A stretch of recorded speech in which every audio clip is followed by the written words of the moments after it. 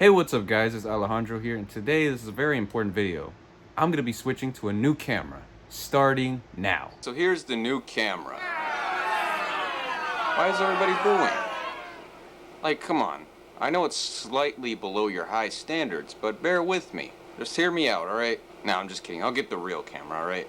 Alright, so here's the real camera. It's a Sony ZV-1F, and you can pretty much tell that there is a big difference. Pretty crazy. And also I have a light that's behind the camera because without it on you can't see me too well, so yeah, it makes a pretty big difference, and that's pretty cool. So yeah, it is a budget camera. I couldn't afford no high-end $1,000 camera, so yeah, I live in like a 50-year-old apartment. You think I could do that? No.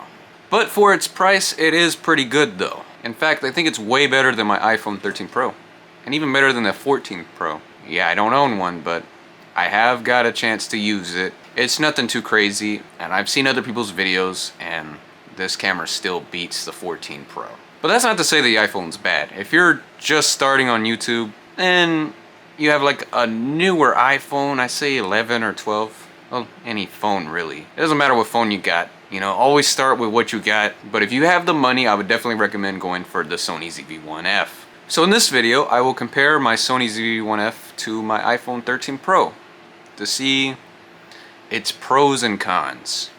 So let's get started. Hey, what's up guys? It is Alejandro here, using the front-facing camera of the iPhone 13 Pro. Hey, what's up guys? It is Alejandro here, using the rear-facing camera of this iPhone 13 Pro.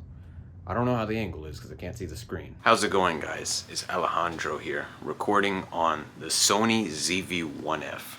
Both are pretty good at vlogging, but the ZV-1F has the ability to flip the screen both sides so you can see yourself and not sacrifice any quality. The iPhone, on the other hand, if you want to see yourself, you're forced to use the front-facing camera, which isn't that good in quality. But you could use the rear camera, but you won't be able to see yourself unless if you have an Apple Watch, but you would have to have an Apple Watch for that. You have to spend extra money. The Sony ZV-1F can take some high-quality selfies, and it's also very wide compared to the iPhone. Usually the iPhone is known for being the selfie taker because that's literally how everyone takes selfies. The Sony ZV-1F also has a higher megapixel count, so you'll see a bit more detail in photos. Also, the Sony ZV-1F has a slightly wider field of view at 20mm, while the iPhone 13 Pro is at 26 and the iPhone 14 Pro is at 24. Even though I don't have action mode because it's only exclusive to the iPhone 14 series, my iPhone is still more stable than the Sony ZV-1F. Alright, so while editing this video, I realized a mistake I made in my script. I said that it can zoom in 2 times, but little did I know, you can actually go in the settings and enable 4 times zoom. So all you have to do is just go to shooting and then zoom. Go to zoom range and select digital zoom. And then go to step zoom magnification and make sure that 4 times is enabled, and then boom, you can zoom in 4 times now. But despite this, the iPhone still beats the Sony ZV-1F in terms of zooming. For photos, it can zoom in 15 times, but for video, it can zoom in 9 times.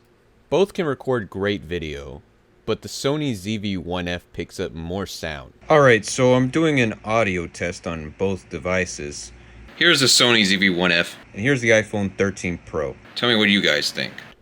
As a former iPhone user, my 7 Plus was pretty quiet, and I would have to turn up the gain while editing so you guys could hear me. My iPhone 13 Pro is a bit louder, and it's still pretty good. But as a content creator, volume is very important. The viewers need to hear what you're saying in your videos.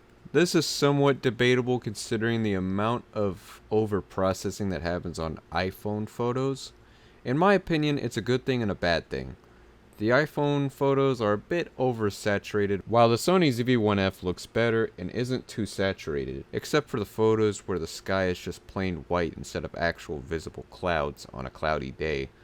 Then again, mobile phone cameras are just a more simplified version of a real camera.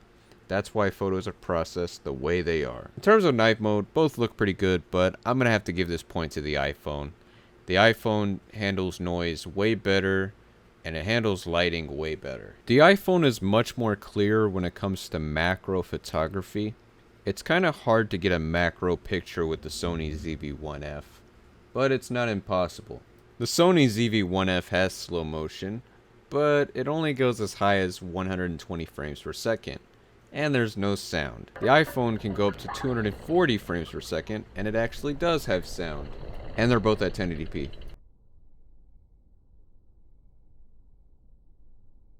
So ever since the start of YouTube, I've always used an iPhone for recording. I've used like 5 different iPhones throughout the span of my whole YouTube career, not counting this channel. But there was a time in history where I actually did use a real camera, and here it is. This is also a Sony. It's a Sony CyberShot DSC-WX80. This is like a really much older camera, so I think this is like from 2012, 13. I'm not sure. I'll look it up later and I'll make sure to edit the real year in. But this is actually my mom's camera, and I used this for a few episodes of Warzone. It was pretty bad. The battery life was terrible, so I just ended up not using it anymore. I went back to my iPhone 6S. Just a year ago, I was using an iPhone 7 Plus. Unfortunately, through the front-facing camera. If you're an iPhone user and you vlog, you most likely use the front-facing camera because it's more convenient because you can see yourself perfectly fine. But with the iPhone, people don't realize how much different the rear-facing camera is. It's crazy. When you switch from the front camera to the rear camera, it's a big upgrade on its own. You could see in my videos, my first video with the 13 Pro was all the front-facing camera, but the very next video was to the rear camera, and that was a pretty big difference. Even with my 7 Plus, I think it also would have been a pretty big difference as well, but it's already too late to find that out because my 7 Plus just doesn't work anymore, so yeah. The real problem is, though, with the rear camera, you can't really see yourself. But if you have an Apple Watch, got that taken care of. You can actually put it on the back of your phone, around it, and you'll see yourself, but it's a really small screen. Even if you get the 45mm Apple Watch, it's still too small, and you probably can't see it very well. I know damn well I couldn't. Even with the glasses on, still can't see it. It's just really small, alright? It is a way of doing it, but not really ideal. The most I ever did with it was just check the angle to make sure that's okay. But yeah, also about vlogging. This camera is really good for it because, you know, you have a screen that you can literally flip over. So yeah, flip it to the other side, you can see yourself perfectly fine with full quality. It is a 20 megapixel camera compared to a 12 megapixel camera. But the iPhone 14 Pro has a 48 megapixel. Bro, you have to enable that shit and it only works for photos. You try to record a video, it's gonna be in 12 megapixels. You cannot do 8K footage. They could have easily enabled 8K footage, but they didn't do it. So you can only take 48 megapixel photos, no 48 megapixel videos. So you can't even take advantage of the new camera that they added on there, unless if you just want to take photos and that's it, nothing else. Also, transferring videos via cable is a pain in the ass. So that's why I actually prefer the SD card. And matter of fact, I actually got this thing right here. It's connected. So yeah, this is another thing I have.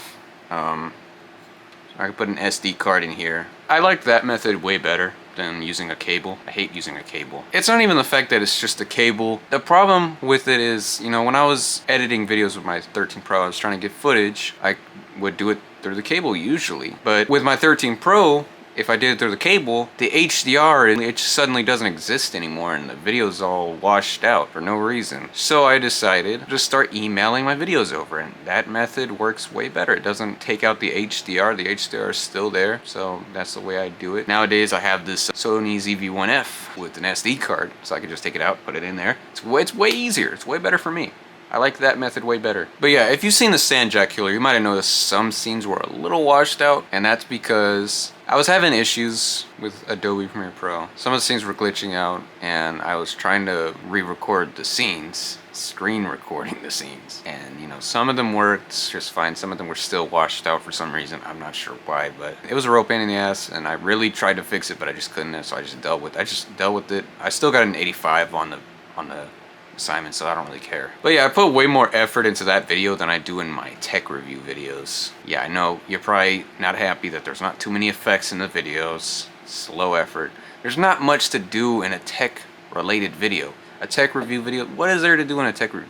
view? Is there random explosions going on in the background? I don't think so. So I'm glad I switched to this camera. So, in conclusion, I think it's pretty cool that the iPhone has actually gotten pretty close to being a recommendable camera, but I would still recommend the Sony ZV-1F over the iPhone 14 Pro, and maybe even the 15 Pro. I don't know how the 15 Pro is gonna go. Hopefully it's a way better upgrade. Even if the Max is gonna get that periscope camera, I mean, there has to be some upgrade to the 15 Pro. Like, come on. So anyway, guys, what do you think about the Sony ZV-1F?